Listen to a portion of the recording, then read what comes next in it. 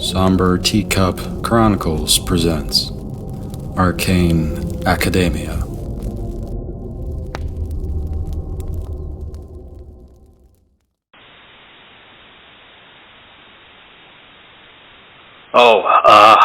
Hi. There was an emergency or a development in our last case. Either way, there was a new experience, and I was able to pick up a little souvenir from my travels. It was a gift, I guess, or more of an offering. But that's enough about me. Our next lecture is about the Darkwood Ents. These Ents are super territorial, but they have a good ear for music and calm down quickly if you play something that they like. These Ents are a newer addition to Arcane's files due to their ability to mimic trees. It is incredibly hard to study something that blends so well into an environment. Now I will read the transcript of our lead researcher that stumbled into the Darkwood Ents village. I was honestly surprised that Tara allowed me to go on a vacation. It was almost unheard of that Tara would allow such a thing. I was not going to waste such an opportunity. We saved up enough money to go on our honeymoon, so I told my wife that we were going to fly to Europe, like she always wanted.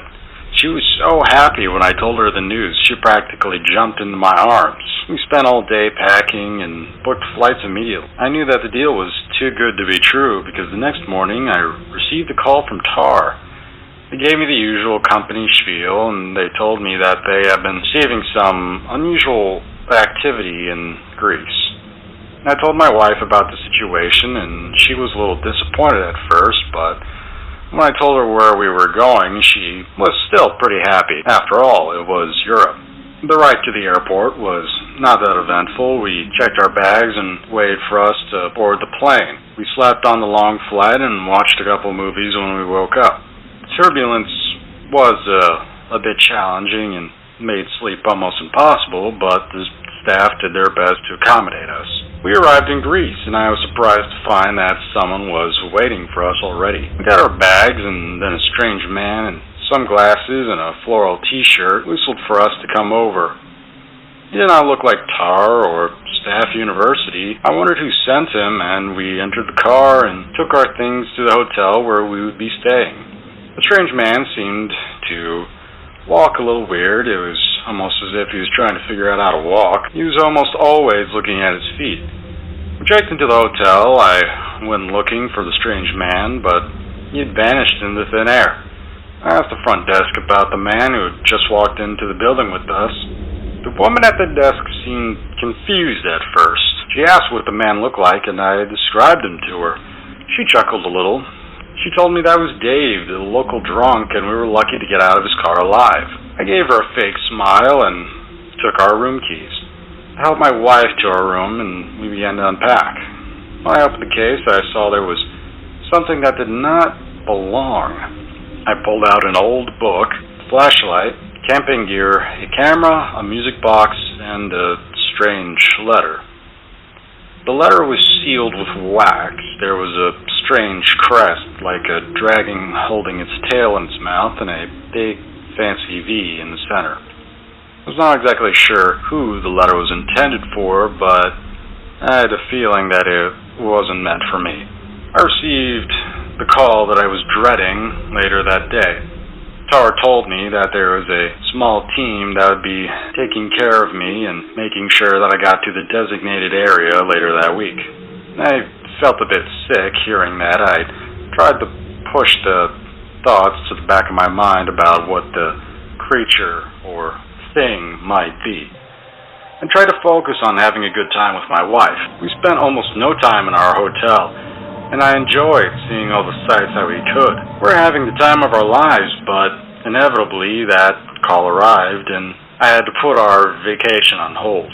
There was a knock on our door, and some Tar members smiled warmly as they told me to get ready. I collected everything required for the trip, and they held me into an unmarked black van, and we rode out. We went into the direction of a large black forest that was not at all close to any civilization. It was starting to get dark.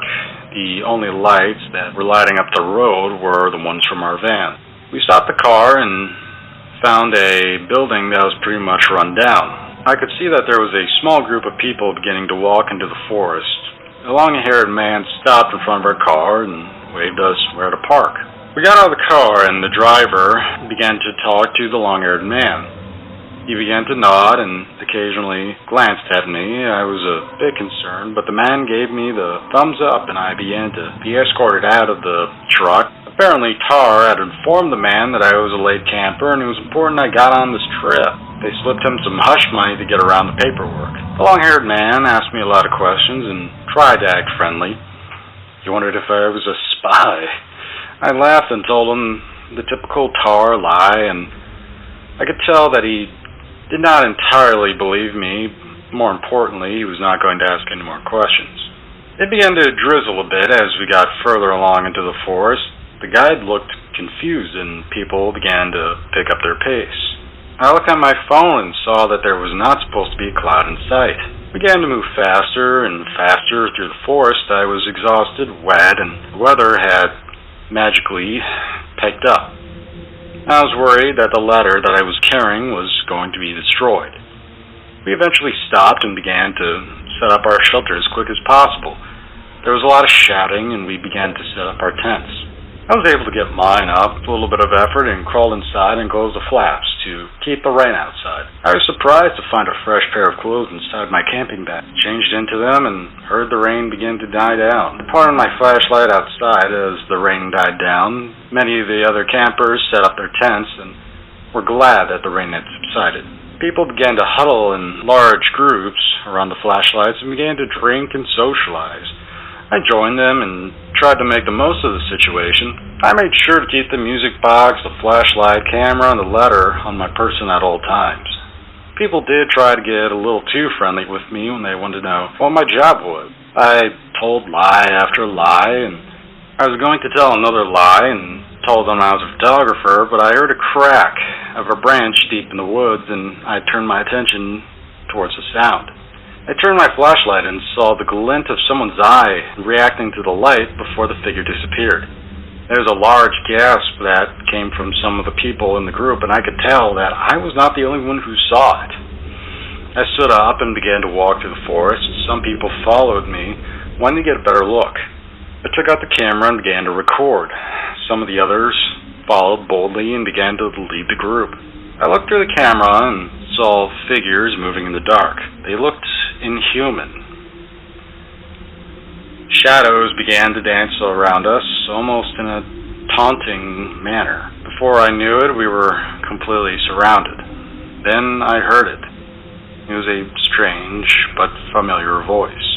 I looked around anxiously and realized that our tour guide was gone. I told the others and none of them saw him wander off. Saw a branch reaching down from above and grab one of the people, pulling them up into the trees. Everyone began to scream and run around. This only caused the trees to go into a flurry of swings. Roots came out of the ground and began grabbing people, and I recorded as much as I could before I felt something wrap around my leg. My heart was pounding as I felt the root yank me to the ground and drag me to one of the larger trees. I dropped the camera and pulled out the music box. There was something carved into the wooden box. It said, "Wind up for emergencies." I thought this was emergency enough, and I began to wind it up as quick as possible. It dropped out of my hands and began to play music. A figure stepped out of the shadows, what looked to be a sharpened stick. I later realized was his hand. The figure looked at the music box as it began to play music, and the plants began to release their grip. I felt pale as I fell to the ground and looked up at the creature. It had morphed into a tall man with pale skin and long dark hair. His eyes were a deep forest green. His clothes, skin, and hair were all covered in dirt. He looked at me confused. He looked at the paper curiously and then snatched it from my hands rather violently. He then looked at the symbol on the letter, and his body went absolutely still. His eyes went wide, and he somehow became paler than he already was. He took his finger and turned it into a sharp wooden edge. He then cut open the seal and read the letter. Other figures began to walk out of the shadows as the tall figure reading the letter began to read the note. I couldn't understand a single word that he was saying. They asked me who sent the letter, and I told them I didn't know. They looked frustrated. One of the females created sharp wooden claws and slashed at my leg, and I cried out in pain. I was thoroughly convinced if she wanted to, she could have cut my leg off in one swipe. I continued to shout that I had no idea who had sent the letter and continued to wrap cloth around my leg as fast as I could to stop the bleeding. The long-haired man knelt down and looked into my eyes. He told me whoever wrote this letter had a strong understanding of their language. Their language was long dead. In fact, any person who knew it absolutely terrified them for some reason. The long-haired ant shouted to the others, and they formed a circle. They placed their hands on the ground and began to chant. The roots of the trees began to create a circle, and then in the circle there was a bowl. Each one of them began to cut themselves and bleed an orange sap, almost like amber, into the bowl. The sap hardened as it hit the bowl and began to take shape on its own. It turned into a small ring with strange symbols on it. They handed me the ring with a very serious tone, and they told me that they had only made this item for one other person. They said that if the user ever misused it again, Mother Nature would reclaim what humanity had took from her. There was a grunt from one of the others, and they began to follow. That was the end of my encounter, the Darkwood Ents, thankfully. They did not wish for us to be in their forests, and neither did I. They did not want anyone else to know about their secret. I was the only one allowed to leave the forest alive. The others would not be allowed to return. I couldn't bear turning around as the forest began to scream. I submitted all of the research the moment I got to the university. Tara was greatly pleased by my progress. I asked about the ring and the letter. They looked at me confused and told me that they did not place the letter in my bag. They also informed me that the ring that I had turned in disappeared in their lab the next day. I didn't care. I just wanted it all to be over with. One thought lingered in my mind. Was it the music box or the letter that saved my life? Our friend Mr. Thomas was incredibly lucky.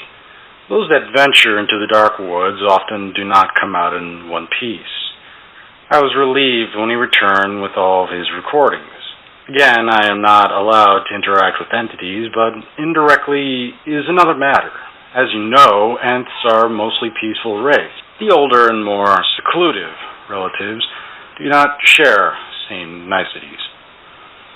Some of our older records tell of disappearances and often impalings as warnings outside of their woods.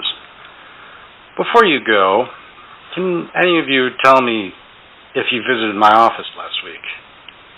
It seems that some of my stationery was stolen while I was away. All of my wax and letters seem to have disappeared as well. No? No one was in my office last week. All right. Thank you for letting me know. This is not good news. The base case scenario was that I had misplaced it or it was taken by a student. This transcript was produced rather recently. That seal on the letter, I need to find Mr. Thomas. If it is who I think it is, then I might need to take some time off and do some research of my own, despite the university and Tara's constant interjection.